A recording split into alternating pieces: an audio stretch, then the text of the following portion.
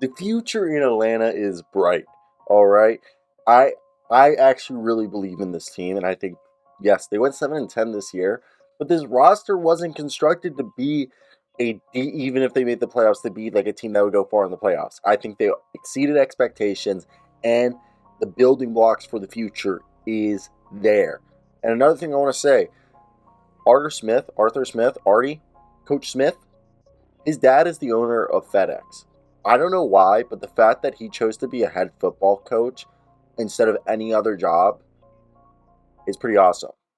So, look, let's talk about this team and what we saw. Marcus Mariota allegedly quit on the team since being benched, and screw it.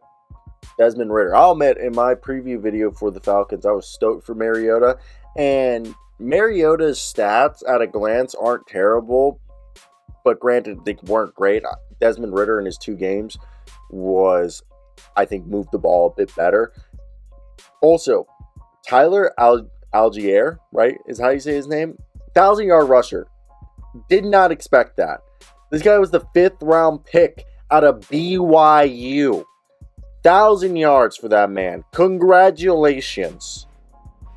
He ran for 1,000 yards as a rookie. And then, Cordero, right? Or Cordarrelle.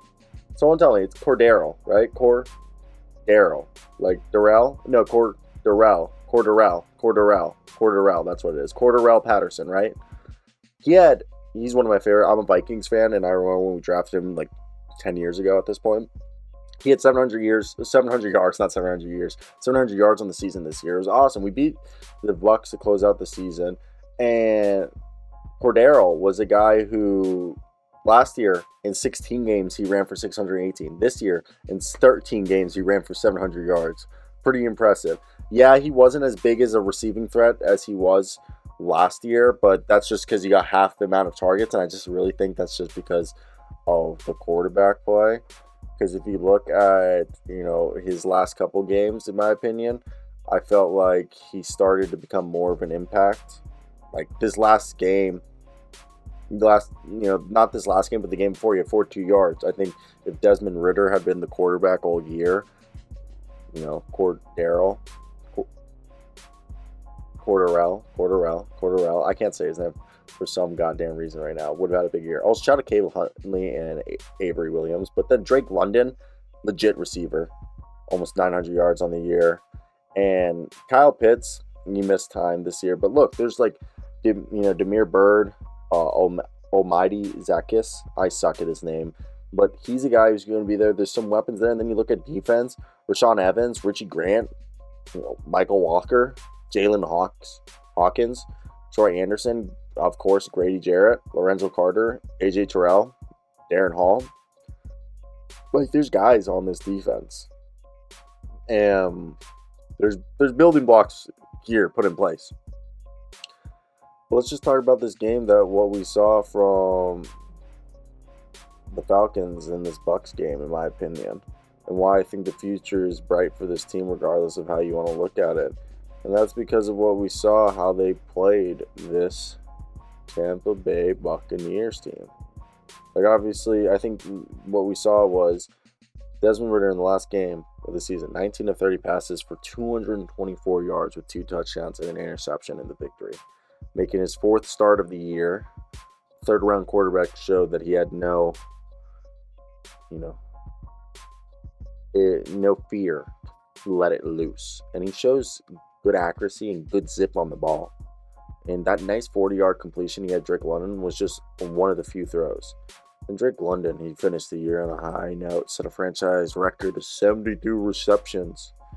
And Tyler Allgeier, dude, franchise rookie record of 1,035 yards. That's a 5th-round running back. Like, he's got such a good ability to use his blockers and quickly turn a corner. And he's a guy who's rounded out a draft class for the Falcons that is going to feature prominent figures in Arthur Smith's team for the long term. Tyler Allgeier had 23 rushes for 130 yards on rushes outside the tackle, 1 carry for 5 yards on rushes inside the tackle. So I just thought it was a good game. And let me hear your thoughts down below. Was there anything I might have missed? And do you guys agree? I thought it was a good game for what it was. Falcons, our team, 7-10 that I expect next year to go to playoffs. Because Arthur Smith, he came here originally coaching Matt Ryan and a different team. This team's vastly different than what it was a year ago.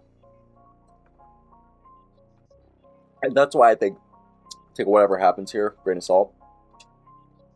This is a team that's going to be good again for a long time because they're building it correctly. So I want to hear your guys' thoughts down below if there was anything I might have missed. But that is it for me today, guys. I hope you have a great day.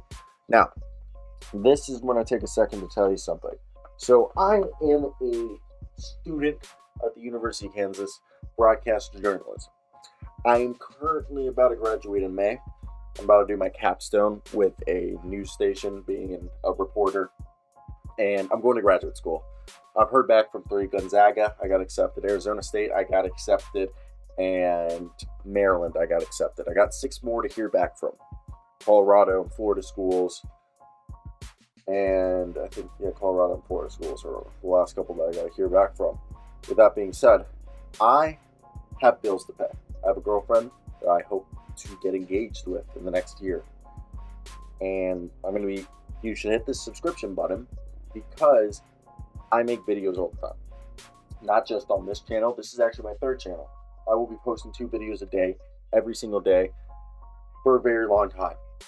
And I have 2 other channels: a daily NBA show, 5 p.m. to 6 p.m. Eastern Time, Monday through Friday. And then my main channel, Zero Sale, which is my NBA journalism channel, which is my main thing. I want to be an NBA journalist. But as someone who has $100,000 in student loans, some people are saying I should start a Patreon, which I will.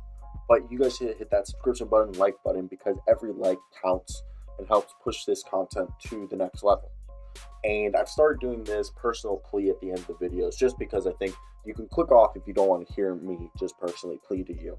But if you want to hear this personal plea, which is me just telling you, please hit that subscribe button and support the channel because you're supporting a man and who hopes to support not only his future fiance. I have a pit bull. She's 5 years old that I rescued.